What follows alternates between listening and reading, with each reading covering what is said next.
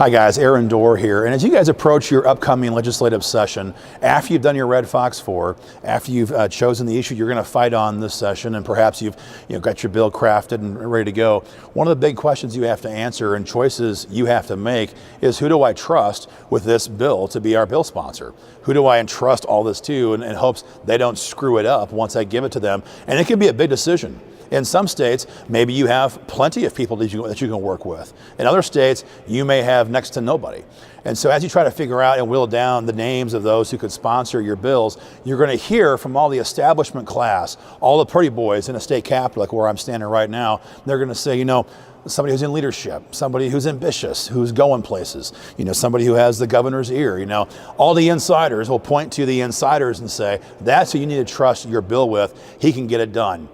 And I'll just tell you, folks, that's a complete load of garbage. That's fake news in the highest sense of the word. You never trust what someone tells you on the inside like that. In fact, we warn you guys time and again on this website, every time somebody in the establishment class tells you how politics works, you should ask yourself, if I believe them and do what they say, how does it benefit them? Because let me tell you, leadership, they're always the worst of any caucus, of any state assembly in the entire country.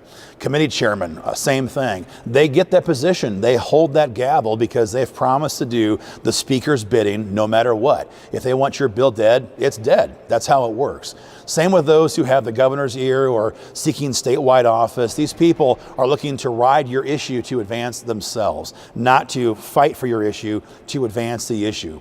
So as opposed to trying to choose all of the cool kids in your state house, instead, look for the guy who is perhaps not the most loved person in the caucus. The guy or gal, and a lot of times I've used gals as bill sponsors as well, the guy or gal who is here because he believes in a cause, who believes in an issue, who's not here to, prop up himself, but to fight for the cause that he cares about, issues that he campaigned on in his previous election, things like that. You want to find a kind of guy who is not going to sit there and wilt the first time the speaker calls him into the office and says, drop that bill. Because folks, I'll tell you, it's going to happen. They're going to pressure your guy in caucus. They're going to pressure him after hours. They're going to blow up his phone with texts and voicemails over the weekend saying, drop this bill. You're making us look bad. We're catching too much heat on this bill. They're going to go after your guy hard.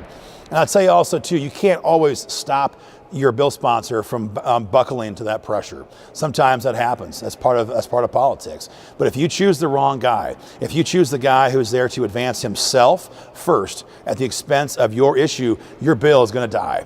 One example, I'll leave you with this. In Iowa, my home state, back in 2010, 2011, some well-meaning Campaign for Liberty activists entrusted a bill they had with a committee chairman here in Iowa. And they came to me a couple of weeks later and they said, how do we get our bill sponsor to introduce the bill? He has the bill, it's on his desk, he's got a couple of co-sponsors, but he won't actually file it. And so it's not actually filed. What do we do? And I said, well, what do you mean, what do you do? You're dead in the water, your bill is done. And what they had done is they had gone so far as to praise him for filing the bill in an email blast, and then they did it again a second time at his request. So this politician got all of the praise, all of the credit this group's members could give him for introducing the bill, and he didn't even file it.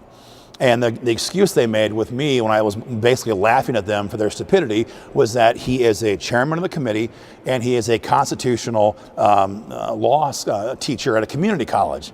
And my response was, like Barack Obama was, and so he was leadership, he chaired the committee, and he sold them down the river. So again, when choosing your sponsor for an upcoming legislative fight, choose a person who is trying to actually advance principles and beliefs and causes that he or she cares about, not some slimy member of leadership who you're told to do by some member of the establishment class.